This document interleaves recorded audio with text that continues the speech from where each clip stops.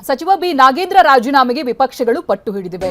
ವಿಪಕ್ಷಗಳ ಜೊತೆಗೆ ಸ್ಪೀಕರ್ ಪಾಟೀಲ್ ಸಂಧಾನ ಸಭೆ ವಿಫಲ ಆಗಿದೆ. ಸ್ಪೀಕರ್ ಜಿಎಸ್ ಪಾಟೀಲ್ ನಡೆಸಿರುವಂತಹ ಸಂಧಾನ ಸಭೆ ವಿಫಲ ಆಗಿದೆ. ಹೋರಾಟವನ್ನ ಮುಂದುವರಿಸುವುದಕ್ಕೆ ಬಿಜೆಪಿ ಮತ್ತೆ ಜೆಡಿಎಸ್ ನಿರ್ಧಾರವನ್ನ ಮಾಡಿದೆ. ಸಚಿವ ಬಿ ನಾಗೇಂದ್ರ ರಾಜೀನಾಮೆಗೆ ಒತ್ತಾಯಿಸಿ ಹೋರಾಟ ಮುಂದುವರೆದಿದೆ. ಸದನ ನಡೆಸೋದಕ್ಕೆ ಬಿಡಲ್ಲ ಅಂತ ವಿಪಕ್ಷಗಳು ಪಟ್ಟು ಹಿಡಿದಿವೆ. ಈ ಸಚಿವರ ಪಟ್ಟಿ ಬಂದಾಗ್ನಿಂದಲೂ ಕೂಡ ಬಿ ನಾಗೇಂದ್ರ ಅವರಿಗೆ ಸಚಿವ ಸ್ಥಾನ ಕೊಟ್ಟಿದ್ದೇ ತಪ್ಪು, ಅವ್ರ ಮೇಲೆ ಆರೋಪಗಳಿದಾವೆ, ಹಾಗಾಗಿ ಅವರನ್ನ ಕೂಡಲೇ ಹೊರಗಿಡಬೇಕು, ಸಚಿವ ಸ್ಥಾನದಿಂದ ಸಂಪುಟದಿಂದಲೇ ಹೊರಗಿಡಬೇಕು ಅಂತ ವಿಪಕ್ಷಗಳು ಪಟ್ಟು ಹಿಡಿದಿವೆ. ಒಂದು ಮಧ್ಯಾಹ್ನದ ಬ್ರೇಕ್ ಸಿಕ್ಕಿತ್ತು, ಅದಾದ ನಂತರ ಮುಂದುವರಿಸಲಾಗಿತ್ತು ಸದನವನ್ನ. ಬಟ್ ಇಲ್ಲಿ ಯಾವ ರೀತಿಯಾಗಿ ಬಿಜೆಪಿ ಮತ್ತೆ ಜೆಡಿಎಸ್ ಪಟ್ಟು ಹಿಡಿದಿದೆ ಅನ್ನೋದನ್ನ ಗಮನಿಸಬಹುದು ನಾವು. ನಿಮ್ಮ ವರದಿ ಪ್ರಕಾರ ಈಶ್ವರಪ್ಪನ ರಾಜೀನಾಮೆ ಕೊಡ್ತಾರಲ್ಲ, ಅವಾಗ ತಾನೆ ಅವಾಗ ಆತ್ಮಹತ್ಯೆ ತಾನೆ ಅದನ್ನು ಆಗಿದ್ದು. ಒಬ್ಬ ಅಧಿಕಾರಿ ಆತ್ಮಹತ್ಯೆ ಮಾಡಿಕೊಂಡಿದ್ದಾರೆ. ಅದೇ ಕೇಸಲ್ಲಿ ಸಿದ್ದರಾಮಯ್ಯನವರು ದಲಿತ ಆತ್ಮಹತ್ಯೆ ಮಾಡಿಕೊಂಡಿದ್ದಾರೆ. ರಾಜೀನಾಮೆ ತಗೊಂಡ ನಂತರ ಸಾಕಷ್ಟು ಬೆಳವಣಿಗೆ ಆಗಿದೆ. ಅವ್ರಿಗೆ ಸಾಕಷ್ಟು ಬೆಳವಣಿಗೆ ಆಗಿದೆ. ಅವ್ರಿಗೆ ಪೆನ್ಷನ್ ಕೊಟ್ಟಿಲ್ಲ. ಆಮೇಲೆ ಯಾರು ಸತ್ತಿದ್ದಾರೆ ಚಂದ್ರಶೇಖರ್, ಪೆನ್ಷನ್ ಕೊಟ್ಟಿಲ್ಲ. ರಾಜೀನಾಮೆ ಕೊಡಲೇಬೇಕು. ರಾಜೀನಾಮೆ ಕೊಡಲೇಬೇಕು. ರಾಜೀನಾಮೆ ಕೊಡಲೇಬೇಕು. ರಾಜೀನಾಮೆ ಕೊಡಲೇಬೇಕು. ಒಂದು ನಿಮಿಷ. ರಾಜೀನಾಮೆ ಕೊಡಲೇಬೇಕು. ಮಾತಾಡಿ. ಈಗಾಗಲೇ ಒಂದು ವಿನಂತಿ ನಾನು ತಮ್ಮಲ್ಲಿ ಮಾಡ್ಕೊಂತೀನಿ. ಇವು ಆಡಳಿತ ಪಕ್ಷ ಜೊತೆ ಚರ್ಚೆ ಮಾಡಿದ್ದೇವೆ. ನೀವೊಂದು ನಾನು ಹೇಳೋದೇನಂದ್ರೆ, ನೀವು ಒಂದು ಕೆಲಸ ಮಾಡಿ ಸರ್, ರಾಜೀನಾಮೆ ಕೊಡ್ಲಿಕ್ಕೆ ಆಗಲ್ಲ ಅಂತಂದ್ರೆ ಓಕೆ, ಒಪ್ಕೊಳ್ಳೋಣ. ಒಂದು ನಿಮಿಷ, ವಜಾ ಮಾಡೋಕ್ಕೂ ಆಗಲ್ಲ ಅಂತ ಒಪ್ಕೊಳ್ಳೋಣ. ನೀವು ಅಟ್ಲೀಸ್ಟ್ ಒಪ್ಕೊಳ್ಳಿ. ಈ ಹಣವನ್ನ ಬಳ್ಳಾರಿ ಚುನಾವಣೆ ಬಳಸಿದ್ವಿ. ಈ ಚುನಾವಣೆ ಕಾಂಗ್ರೆಸ್ ಹೈಕಮಾಂಡ್ ತೆಗೆದುಕೊಂಡು, ಕಾಂಗ್ರೆಸ್ ಹೈಕಮಾಂಡ್ ಈ ಚುನಾವಣೆಗೆ ತೆಲಂಗಾಣ ಚುನಾವಣೆಗೆ ಇದನ್ನು ಬಳಸಿಕೊಂಡು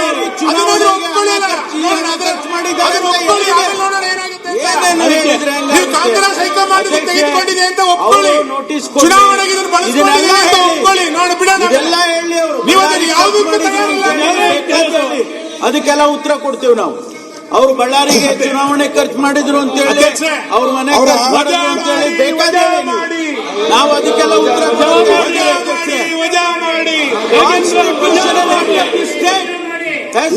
ಸ್ವೇರಿಂಗ್ ಇನ್. ಅವ್ರು ಪ್ರಮಾಣ ಕೊಟ್ಟವ್ರು ಯಾರು?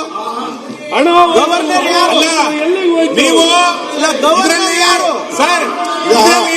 ಗವರ್ನರ್ ಅವರು ಪ್ರಮಾಣ ವಚನ ಕೊಡ್ತಾರೆ ಅವರಿಗೆ ಅಂತ ಹೇಳಿದಾಗ ತಮಗೆ ಅಷ್ಟು ಗೊತ್ತಿಲ್ಲ ಅಂದ್ರೆ ಏನ್ ಹೇಳ್ಬೇಕು ಸರ್? ಕಂದಾಯ ಸಚಿವರೇ ಅವರು ಈಗ ಒಂದು ನಿಮಿಷ ಅಲ್ಲ, ಈಗ ಅವರ ಅಧ್ಯಕ್ಷರೇ, ಕಂದಾಯ ಸಚಿವರೇ, ಇದರಲ್ಲಿ ನಿಮ್ ಪಾಲಿಲ್ಲ, ಒಪ್ಕೋತೀನಿ. ನಿಮ್ ಪಾಲಿಲ್ಲ, ಕಾಂಗ್ರೆಸ್ ಹೈಕಮಾಂಡ್ ಪಾಲಿಷ್ಟು ಅಂತ ಹೇಳಿ, ಕಾಂಗ್ರೆಸ್ ಹೈಕಮಾಂಡ್ ಪಾಲಿಷ್ಟು ಅಂತ ಹೇಳಿ, ನಿಮ್ ಪಾಲಿಲ್ಲ, ಒಪ್ಕೋತೀನಿ. ಸಮಗ್ರವಾಗಿ ಚರ್ಚೆ ಮಾಡ್ರಿ. ಮತ್ತು ಅವ್ರ ಆಡಳಿತ ಪಕ್ಷದಿಂದ ಅದಕ್ಕೆ ಉತ್ತರವನ್ನು ಕೂಡ ನಾವು ಕೊಡಿಸುವಂತ ಈಗ ಭರವಸೆಯನ್ನ ನಿಮ್ಗೆ ಕೊಡ್ತೇವೆ. ಚರ್ಚೆ ಮಾಡೋ ವಿಷಯ ಅಲ್ಲ ಸರ್ ಇದು. ರಾಜೀನಾಮೆ ಕೊಡಬೇಕು, ಚರ್ಚೆ ಮಾಡಿ ಏನ್ ಮಾಡೋಣ? ಚರ್ಚೆ ಮಾಡಿ ಏನಾಗಬೇಕಾದ್ರೆ ಅವ್ರ ಉಪದೇಶ ಕೇಳಕ್ ಬಂದಿಲ್ಲ. ನಾವು ಇಲ್ಲಿಗೆ ಅವ್ರ ಉಪದೇಶ ಕೇಳಕ್ ಬಂದಿಲ್ಲ. ಇಂತ ಒಂದು ಹಗರಣ ಮಾಡಿರೋಂತ ತಗೊಂಡ್ರಿ, ರಾಜೀನಾಮೆ ಕೊಡಿ. ಉಪದೇಶ ಕೇಳಕ್ ಯಾವನ್ ಬಂದಿದ್ದಾನೆ ಇಲ್ಲಿಗೆ? ಉಪದೇಶ ಕೇಳಕ್ ರಾಜ್ಯ ಜನನು ಸಿದ್ಧ ಇಲ್ಲ, ನಾವು ಸಿದ್ಧ ಇಲ್ಲ ಉಪದೇಶ ಕೇಳಕ್ಕೆ. ಈ ಹಿಂದೆ ಚರ್ಚೆ ಆಗಿರುವಂತ ವಿಷಯ, ಈ ಹಿಂದೆ ಚರ್ಚೆ ಆಗಿ ರಾಜೀನಾಮೆ ಕೊಟ್ಟಿರೋರು ಹೆಂಗ್ ತಗೋತೀರ ಅವ್ರನ್ನ? ಚರ್ಚೆ ಮಾಡಿದ್ಮೇಲೆ ರಾಜೀನಾಮೆ ತಗೊಂಡಿದ್ರು. ಅಧ್ಯಕ್ಷರೇ, ಅವರು ಚರ್ಚೆಗೆ ತಾವು ಕೇಳಿದ್ದೀರಾ? ಚರ್ಚೆಗೆ ಏನಪ್ಪ, ತಾವು ಚರ್ಚೆಗೆ ನಮ್ಗೆ ನೋಟಿಸ್ ಕೊಡಿ ಅಂತ ಕೇಳಿದ್ದೀರಾ ಸರ್. ನಾವು ಅದನ್ನ ಸ್ವಾಗತ ಮಾಡ್ತೀರಿ. ಆದ್ರೆ ಆ ಚರ್ಚೆ ನಡಿಬೇಕಾದ್ರೆ ಅವರು ಅಲ್ಲಿ ಕೂತ್ಕೊಂಬಾರ್ದು. ರಾಜೀನಾಮೆ ಕೊಟ್ಟಿದ್ರೆ ಮಾತ್ರ ನಾವು ಚರ್ಚೆಗೆ ಮಾಡೋದು. ರಾಜೀನಾಮೆ ಕೊಡ್ಲಿ, ನಾವು ಚರ್ಚೆಗೆ ರೆಡಿ ಇದ್ದೀವಿ.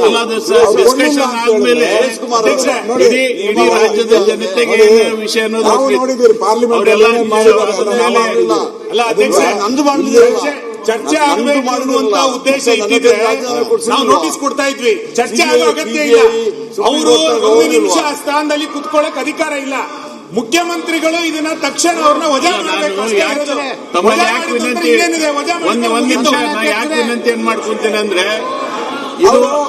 ಇದು ಎಷ್ಟು ನಿಮಗೆಲ್ಲ ಮುಖ್ಯವಾಗಿದೆ.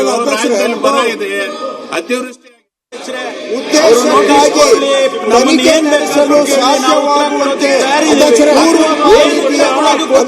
ಹೊರತು ಯಾವ ಸದಸ್ಯರು ಯಾವ ವ್ಯಕ್ತಿಯನ್ನ ಕುರಿತು ಪರಮೇಶ್ವರ್ ಅಪರಾಧದ 40% ಸಾಕ್ಷಿ ಕೊಟ್ಟಿಲ್ಲ. ಅದಕ್ಕೆ 40% ಅಂತ ನಮ್ಮ ಮೇಲೆ ಸಾಕ್ಷಿ ಕೊಟ್ಟಿಲ್ಲ.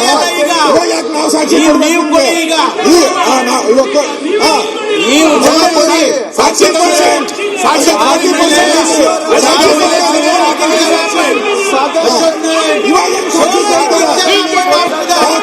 ಅಲ್ಲ.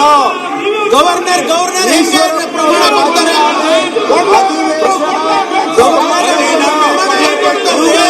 ರಾಜ್ಯದಲ್ಲಿ ಬರಗಾಲ ಇದೆ, ರಾಜ್ಯದಲ್ಲಿ ಬೇರೆ ಸಮಸ್ಯೆಗಳಿದ್ದಾವೆ. ಶಾಸಕರು ರಾಜ್ಯದ ಸಮಸ್ಯೆಗಳನ್ನು ಮಾಡಿದ್ದಾರೆ. ಆದರೆ ಇವರು ಇವತ್ತು ಅಧಿಕಾರ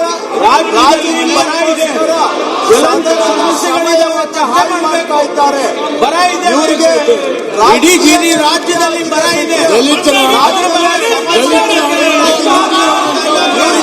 ಚರ್ಚೆ ಮಾಡಿ ಕೂರಿಸಿಕೊಂಡಿದ್ದೀರಿ.